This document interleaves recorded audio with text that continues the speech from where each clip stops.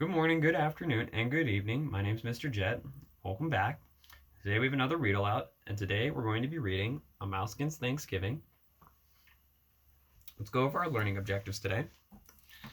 Today we have vocabulary first, and we have 3 terms. Then after that, we're going to read A Mousekin's Thanksgiving. And as we're reading, we're going to do a few questions to go along with it. Then when we're finished, we're just going to reflect upon our story. So let's head into our vocabulary. Our first term today is frightful, and that's spelled Frightful. And this is an adjective, and this is to describe someone or something as being unpleasant or scary. Our next term is spurs, and this is spelled Spurs. This is a noun, and this is an overgrown bone that comes out of a bird's hind feet. Again, this is an overgrown bone that comes out of a bird's hind feet. Our last term today is scamper, and this is spelled Scampered. This is a verb, and this is to run with a quick, light step when afraid. And here are your terms and definitions if you don't have them copied down or you can't remember them. That being said, let's go into our read aloud. Mousekin's Thanksgiving.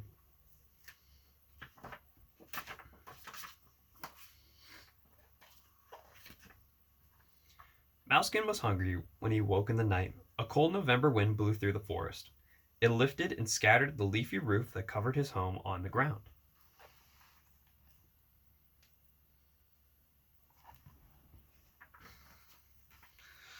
Mousekin peered from his tiny lined nest to the bare, swaying branches above.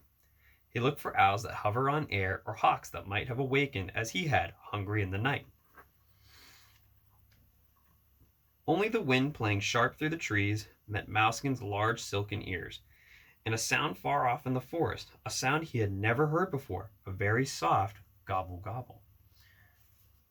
What kind of animal do you think Mousekin heard go gobble gobble?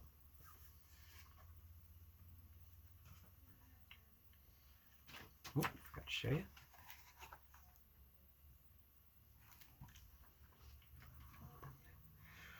When Mousekin was certain all was still, he hopped from the nest on the ground. He ran to the foot of the hickory tree where a store of his food had been buried. Mousekin stopped in his tracks at the tree, though. He squeaked and squealed with anger. His store of nuts, seeds, and berries had been stolen. Every one. What do you think could have stolen them?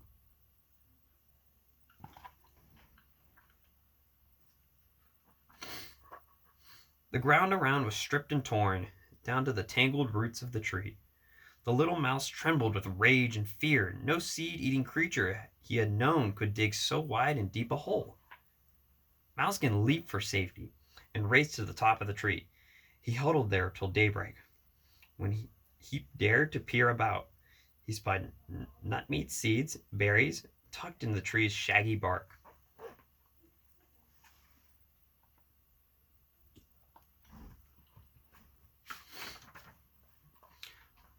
Mousekin was very hungry now. He reached for one of the seeds before he could pry it loose. A woodpecker landed nearby. "Be off!" he cried as he went rat-a-tat-tat with his beak on the hickory tree. "I saw the creature that stole your food. It was bigger than a pheasant. It was bigger than a goose. It was the biggest bird I've ever seen, and it might like mice."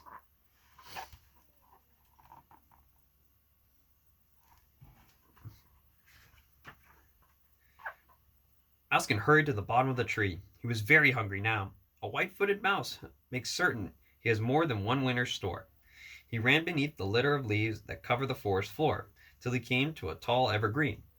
Beneath the pine tree was a wholly fresh dug, where Mousekin had hidden another food store. A pile of pine needles was all that was left, weed seeds, beech nuts, and dried berries.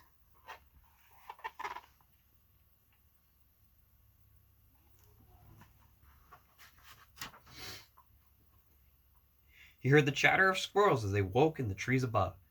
Mousekin knew the squirrels ate the nuts and seeds. He squeaked and drummed his tiny paw to let them know his anger. Do you think the squirrels might have eaten Mouskin's other set of food stored for the winter? Let's keep going and see if find out. We didn't take your store of food, the frisky squirrels cried. Our food was gathered in the fall and stored inside our nest. We saw the creature that stole your food. It was very big and it was frightful.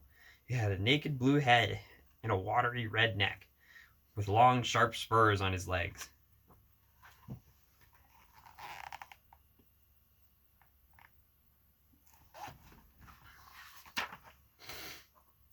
More hungry than afraid, Mousekin raced through the woods. He had only one more store of food to last the winter through. It was hidden inside a stump of a tree in a tangle of leaves and brush.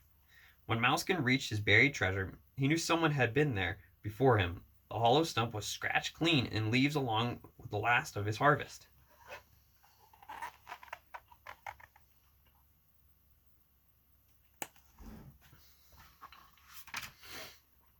Mousekin spied a cottontail napping in the brush.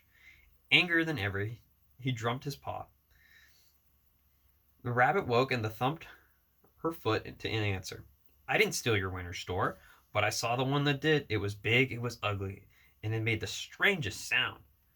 Not far from the stump, its stand of trees, they heard a gobble gobble. The rabbit disappeared into her burrow. The Mousekin stood frozen with fear. Now remember, there was a gobble gobble at the beginning of the story, too.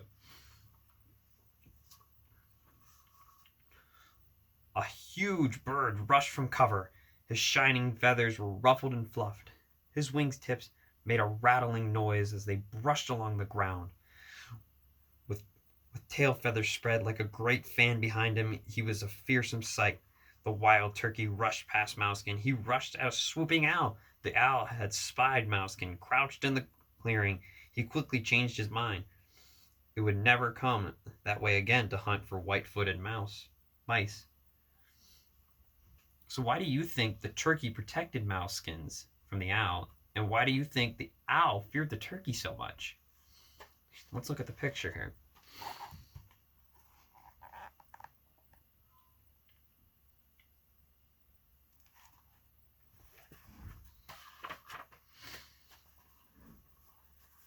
Mouskin scrambled to the top of the tree and hopped inside a hollow.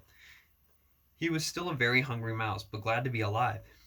As he fell asleep, he heard the turkey call, gobble, gobble, gobble. As Mousekin slept, the first snow of winter fell. It blanketed the tops of the trees and the forest floor below. It hid the food all creatures need to see a long, cold winter through.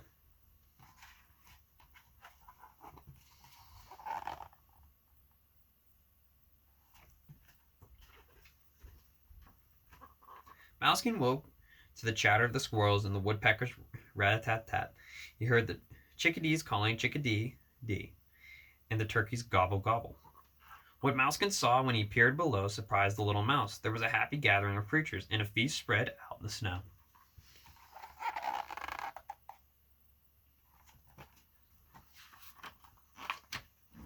The wild turkey, with feathers unruffled, dug beneath the deep white cover. He turned up grapes, dried apples, and seeds. There were acorns for everyone. Mousekin scampered to the ground. He stuffed his cheeks with all he could carry, then hurried back into the nest, into the hollow.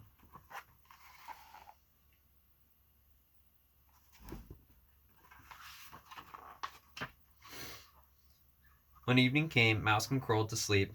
There would be plenty to eat, nothing to fear, with the big friendly bird roosting near.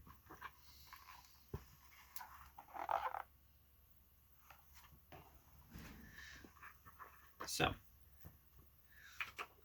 with the ending of that, why do you think the big turkey ate all of Mousekin's food during the winter, and then proceeded to, at the end there, turn up some food for all the other creatures? Do you think the turkey came and ate everyone else's food also? Write down what you think, and then let me know about it. Have a great evening. I'll see y'all next time.